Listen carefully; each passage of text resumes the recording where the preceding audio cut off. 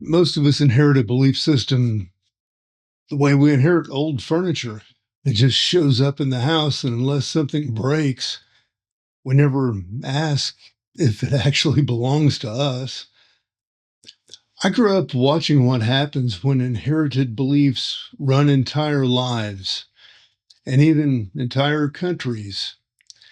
In the Shah's Granddaughter, Layla's whole family orbits a history they never fully name, a fallen dynasty, a grandfather who served a king, a revolutionary that turned certainty into exile. They didn't sit around the dinner table debating political philosophy. They do something far more common. They avoid the subject that shapes everything. Silence becomes the belief. Safety becomes the belief. Don't ask, don't look. Don't look too close because, you just don't want to risk the center of the story that you were handed being exposed. Most of the people live that way. They confuse familiarity with truth, the belief that came from parents or culture or religion. It feels like the floor itself, the container, not like a piece of furniture that you can move or have a choice about. You see it in families, in nations, in marriages, just like Layla's. She doesn't start out as a rebel. She starts out as a successful attorney, a dutiful wife, a woman who has accepted the story that if you check all the boxes, you're safe and you're loved. The Persian's cage isn't just her husband's violence. It's the unexamined idea that this is what success is supposed to look like, and that her job is to just endure it. Then the body refuses to cooperate. The nervous system starts telling the truth long before the conscious mind does.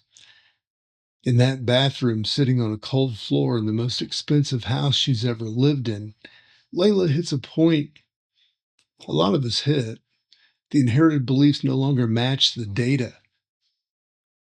The way she's been taught to see power and marriage and duty becomes impossible to reconcile with what's actually happening in her body, in her home, in her own eyes. That moment is not just trauma, it's a test.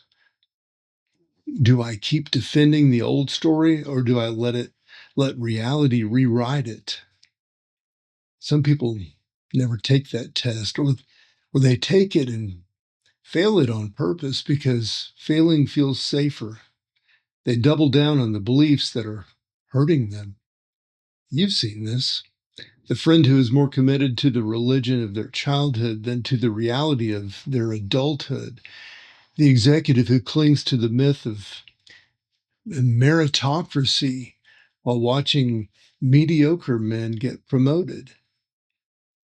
The partner who explains away every red flag because admitting the truth would mean admitting they built a life on a lie. When evidence threatens the belief, they reinforce the belief and attack the evidence.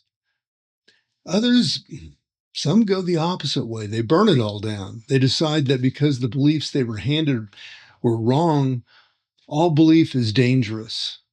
All institutions are corrupt. All commitments are traps. It looks like liberation, but it's just the other extreme, a life with no center, only reaction.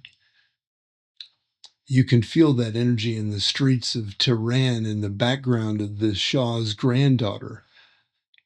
In the quieter rooms where Layla and Mark try to dismantle a criminal syndicate without becoming the thing that they're fighting. If you've ever walked away from a system that harmed you, you know that edge. The temptation is not just to leave the prison, it's to salt the earth so nothing can grow there again. Well, here's where something like what the human design system, the language that they use there becomes useful. Not as like dogma but as a metaphor. In that human design system, some of us are born with certain centers that are undefined, like having no fixed identity, no consistent willpower, or no solid emotional baseline in the way that most people describe it. For a lot of my life, I experienced that as a defect. When you're raised in achievement-orientated cultures, an undefined center feels like failure. You're supposed to know exactly who you are, what you believe, where you're going, and you're supposed to defend that at all cost. You're supposed to be a brand, not a human. But if you look closely, many of the people who survived the worst environments are the ones whose sense of self was more fluid. The kids who learned to read a room, to adapt, to feel into what was actually safe in that moment. In Meat Suit, another book that I wrote, the narrator keeps circling this question. Is my sensitivity the wound, or is it the instrument? The metaphysical game on the field with cap and salve, moving checkers under the moonlight. Well, it's not just a clever device. It's a way of asking, what if the meat suit is temporary, the identity is temporary, but the awareness inside the suit, maybe it's learning something specific this time around. The awareness often does not come with a fixed center. It comes with antennas. It comes with hypervigilance and the ability to tune into other people's expectations and moods with a sense of self that feels more like a weather pattern than a stone. In achievement culture, that gets pathologized. You're called indecisive, too sensitive, too easily influenced. But out in the world, in real life, in war zones, in boardrooms, in abusive homes, that adaptability is not a weakness, it's a survival skill. The problem is when we stop there, when your adaptability becomes your only God. You become a shapeshifter with no anchor. You can survive any environment, but you don't belong to any of them. You become what the room needs, what the relationship needs, what the job needs.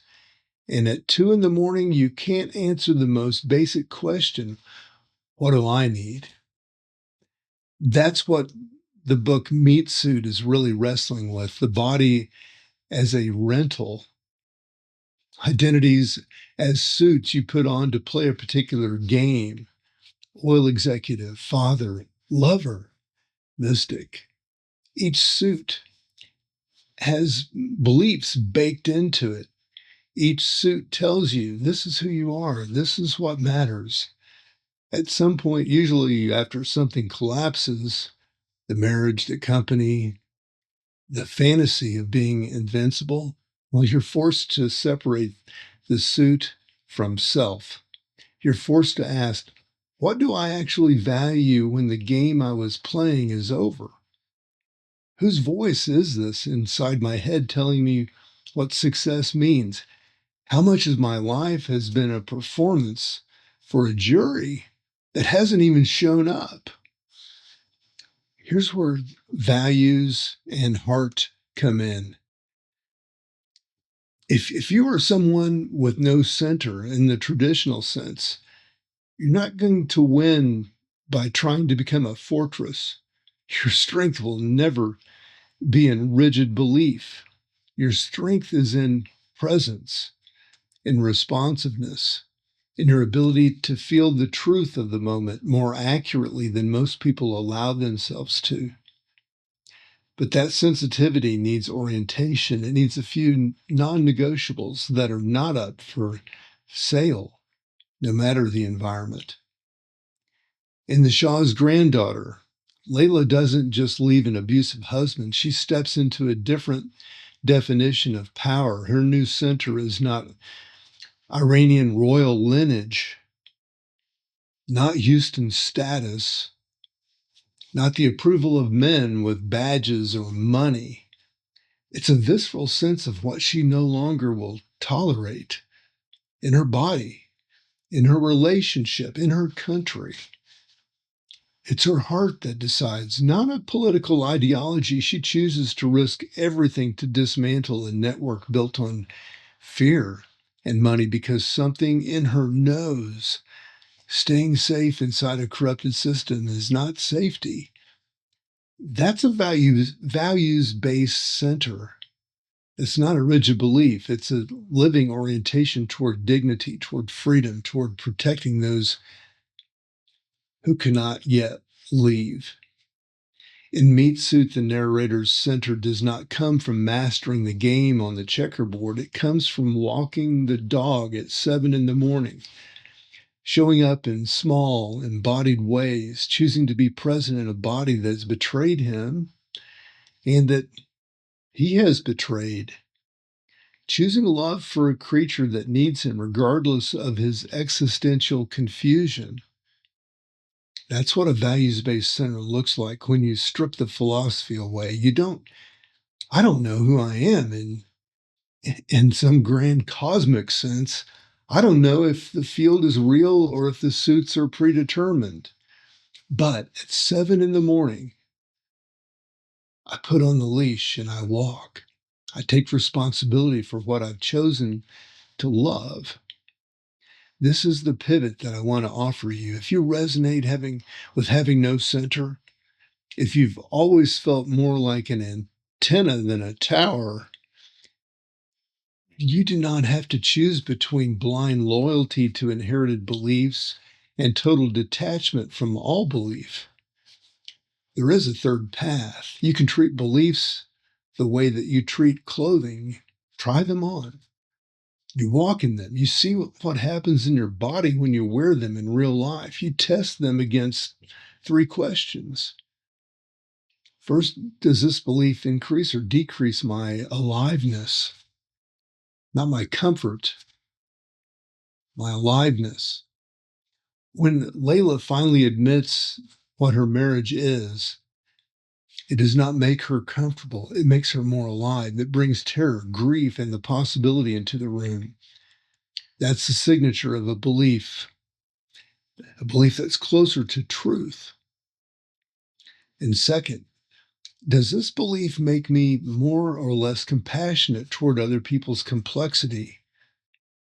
In both of these novels, the moment of growth is never when a character decides they're right and everyone else is wrong.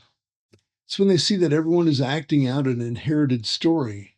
The abusive husband, the corrupt officials, the distant oil executives, the traumatized daughters. They all carried beliefs that were handed to them. When your belief system increases your capacity to see that, you're getting warmer. Third, can this belief survive contact with reality?